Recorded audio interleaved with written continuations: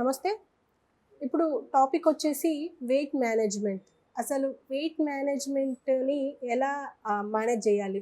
అసలు వెయిట్ అంటే దానికి ఎంత మోతాదులో ఫుడ్ తీసుకోవాలి అనేది, ఎంత మోతాదులో ఎక్సర్సైజ్ చేయాలి అనేది మనకు వివరించడానికి సైకియాట్రిస్ట్ కేశవరావు గారు ఉన్నారు.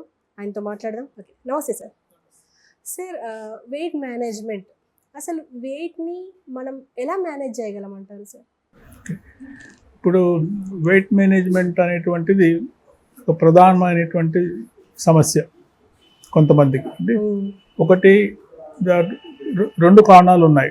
ఒకటి కనిపించడానికి స్లిమ్గా కనిపించాలి అనేటువంటిది ఇప్పుడు మన సొసైటీలో చాలా ముఖ్యమైనది. రెండవది మన ఆరోగ్యరీత్యా ఎక్కువ వెయిట్ వల్ల మనకు బ్లడ్ ప్రెషర్, తర్వాత చాలా ఆరోగ్య సమస్యలు వస్తున్నాయి. కీళ్ళకు వచ్చేటువంటి నొప్పులు చాలా ఉన్నాయి. సో వెయిట్ అనేటువంటిది ఒక లిమిట్లో ఉండాలన్నది అందరూ యాక్సెప్ట్ చేసినటువంటి విషయం. సో మామూలుగా ఇప్పుడు సైకాలజీ లోపల ఏమంటే వెయిట్ మేనేజ్మెంట్ అనేటువంటిది ఒక విధమైనటువంటి ఎట్లాగైతే ఆల్కహాల్ ఎడిక్షన్ ట్రీట్మెంట్ ఉంటుందో దీనికి కూడా మోటివేషన్ అనేటువంటి చాలా ఇంపార్టెంట్. ఒక పర్సన్ తాను వెయిట్ ఒక లిమిట్లో ఉండాలి అనేటువంటి దాని మీద స్ట్రాంగ్ మోటివేషన్ ఉండాలి.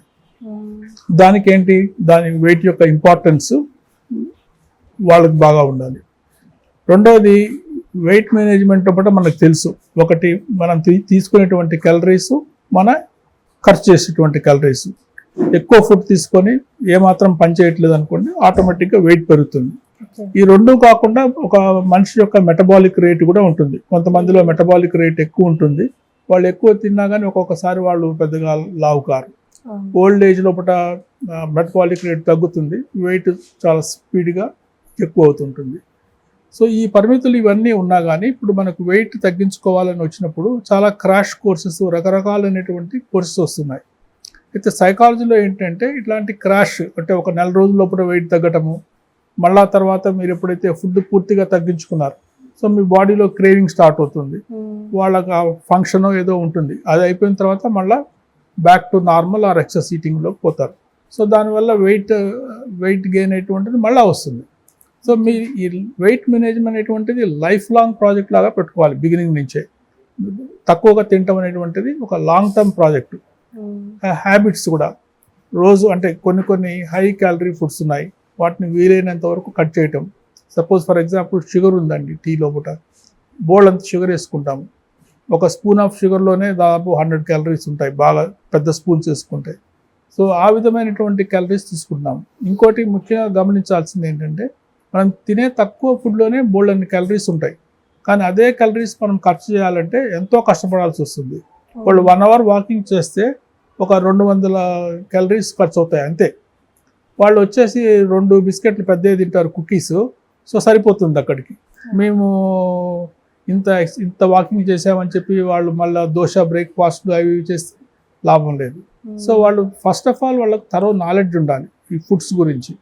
తర్వాత ఒక లాంగ్ టర్మ్ ప్లాన్, అంటే ఏమేమి తీసుకోవచ్చు, ఏమేమి తక్కువలో మోడరేట్లో తీసుకోవాలి. ఇంకొకటి ఇప్పుడు ఎక్కువగా వెయిట్ అయ్యేవాళ్ళు చాలాసార్లు వాళ్ళు ఆల్కహాల్ ఎట్లాగైతే ల్యాప్సెస్ ఉంటాయో వీళ్ళు ల్యాప్సెస్ ఉంటాయి. అంటే ఒకసారి ఒక బుఫే డిన్నర్కి పోతారు, అక్కడికి పోతే ఇంకా అక్కడ మనం ఎట్లాగో వాడికి డబ్బులు ఇచ్చాము కదా, లేకపోతే మ్యారేజ్ పార్టీకి పోయాము, సో ఎక్సెస్ తింటారు. సో అటువంటివన్నీ కంట్రోల్ చేసుకోవటం ముందుగానే. ఇప్పుడు ఎట్లయితే ఆల్కహాల్ అతను అయితే పబ్ ముందు పోయినప్పుడు టెంప్టేషన్ అవుతారో వీళ్ళు కూడా అట్లా టెంప్ట్ అవుతారు. సో ఇటువంటి టెంప్టేషన్స్ అన్ని ముందుగానే గుర్తించి వాటికి కాకుండా ఉండాలి. తర్వాత ఒక తినేటువంటి ప్లేట్ కూడా చిన్న ప్లేట్లో తింటాము. ఫుడ్ కూడా హై క్యాలరీ కాకుండా లెస్ క్యాలరీ లోపల గ్రిల్డ్ ఫుడ్, అట్లాంటి ఫుడ్స్ చేసుకోవటము.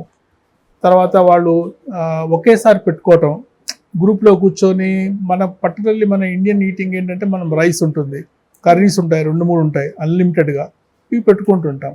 సో ముందే వాళ్ళు ప్లేట్లో ఎంత తినదలుచుకున్నారో రైస్ కర్రీస్ అంతవరకు పెట్టుకొని వచ్చి దాంతోనే క్లోజ్ చేయాలి. సో అట్లా కొన్ని హ్యాబిట్స్ మార్చుకోవటం వల్ల వాళ్ళ లాంగ్ టర్మ్ వెయిట్ మేనేజ్మెంట్కు లాభం అవుతుంది. సో సైకలాజికల్ ట్రీట్మెంట్ లోపల ఇవన్నిటి గురించి కూడా వాళ్ళకి క్లారిటీ వస్తుంది అనమాట ముఖ్యంగా. So focus is different. And ఇప్పుడు వెయిట్ అంటేనే చాలా మంది భయపడుతుంటారు, ఎలా తగ్గాలి అని చెప్పేసి దానికే డిప్రెస్ అవుతూ ఉంటారు. సో ఇప్పుడు మీరు చెప్పినట్టుగా క్యాలరీస్ని చూసుకుంటూ తినాలి అంటే అందరికీ అలాంటి అవగాహన ఉండదు. సో మీరేం సజెస్ట్ చేస్తూ ఉంటారు? అంటే చాలా వరకు రఫ్గా అంటే మనం చెప్పొచ్చు. ఒకటి ఫర్ ఎగ్జాంపుల్ దుంపలు ఉంటాయి, దుంపలు అన్నింటిలో క్యాలరీస్ ఎక్కువ ఉంటాయి, చాలా ప్యాక్డ్ ఫుడ్ అది. సో అట్లాగే మీకు ఆయిల్స్ ఉంటాయి, ఆయిల్ ఎక్కువ ఉంటే క్యాలరీస్ ఎక్కువ ఉంటాయి. ఫ్యాట్స్ లోపల అన్నింటి లోపల క్యాలరీస్ ఎక్కువ ఉంటాయి. ఇప్పుడు మీరు చికెన్ తిన్నారనుకోండి, చికెన్ బ్రెస్ట్ అందులో క్యాలరీస్ తక్కువ ఉంటాయి. అదే మీరు ల్యాంబ్ కానీ ఇంకొక ఆయిలీ ఫుడ్ అంటే వాటి లోపల రెడ్ మీట్ లోపల క్యాలరీస్ కొంచెం ఎక్కువ ఉంటాయి. సో అది కనుక్కోవచ్చండి. ఈ రోజుల్లో మీరు గూగుల్ లోపల క్యాలరీ కంటెంట్ ఆఫ్ ఫుడ్ అని కొడితే అన్నీ వస్తాయి, ప్రతి ఒక్కదానికి వస్తాయి. తర్వాత ఇంకొకటి ఫుడ్స్ కూడా ఈ ప్రాసెస్డ్ ఫుడ్స్ తగ్గించాలి. ప్రాసెస్డ్ ఫుడ్స్ ఏంటంటే అవి చాలా తొందరగా మన బాడీ స్ట్రీమ్లోకి పోతాయి. ఇప్పుడు గ్లైసిమిక్ ఇండెక్స్ అని ఒక కాన్సెప్ట్ వస్తుంది, ముఖ్యంగా డయాబెటీస్ లాంటివి రాకుండా ఉండటం కోసం. ఏ ఫుడ్ అయితే రా ఫుడ్స్ అవి చాలా స్లోగా మన బాడీలోకి పోతాయి. సో అట్లాంటివి ఎక్కువ తీసుకోవాలి. ఫాస్ట్గా అబ్జార్బ్ అయ్యేటువంటి వైట్ రైస్ ఇట్లాంటివి బాగా తగ్గించాలి.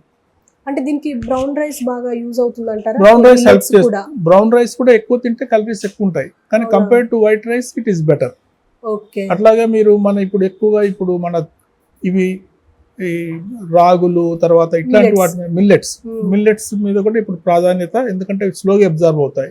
హోల్ ఫుడ్స్ తీసుకుంటాము కాబట్టి వాటికి కూడా ఇంపార్టెన్స్ బాగా ఎక్కువ అవుతా ఉంది. ఓకే. అండ్ మీరు అంటే ఇప్పుడు దీనికి ఎలాంటి ట్రీట్మెంట్ ఉంటుందంటారు? మీరు ఏమైనా ట్రీట్మెంట్ చేస్తూ ఉంటారా? అంటే మేము ఒకటి ఏమంటే this is a long term treatment కాబట్టి, లాంగ్ టర్మ్ ప్లాన్ కాబట్టి, ఎవరైనా వెయిట్ లాస్ కావాలనుకున్న వాళ్ళు తినాల్సిన ఫుడ్ లోపల వాళ్ళు ఇప్పుడు జస్ట్ యూ కట్ డౌన్ 10%. ఈ 10% మీరు కట్ డౌన్ చేసి మీరు ఒక 1 month తర్వాత when you are very comfortable at 10%, ఇంకా ఎక్కువ తినాలని క్రేవింగ్ లేదు, దెన్ యూ రెడ్యూస్ అనదర్ 10%. మన స్టమక్ ఏమిటంటే దానికి మనం ఎక్కువ తింటా ఉంటే కెపాసిటీ పెరుగుతూ ఉంటుంది. మీరు మెల్లమెల్లగా తక్కువ చేస్తూ ఉంటే మీరు ఒకరోజు కావాలన్నా కానీ మీరు ఎక్కువ తినటం కష్టం. So it all depends on how we train it. Office లోపల ఊరికే టీ వస్తుంది, టీలు తాగటము, 4-5 టీలు తాగారనుకోండి, స్మాల్ కప్స్ అయినా 200 calories అవుద్ది. So you should be counting all the time, ఇది అవసరమా లేదా, అది మైండ్లో ఉండాలి. అండ్ చిన్నప్పటి నుంచి ఒక ఏజ్ వచ్చే వరకు బాగా తిని ఉంటారు, అంటే లైక్ ఫుడీ అనుకోండి. ఇప్పుడు వాళ్ళు ఏ టైంలో వాళ్ళు కంట్రోల్ చేసుకోలేరు ఫుడ్ విషయంలో. అలాంటి వాళ్ళు డైట్ చేయాలంటే చాలా కష్టం.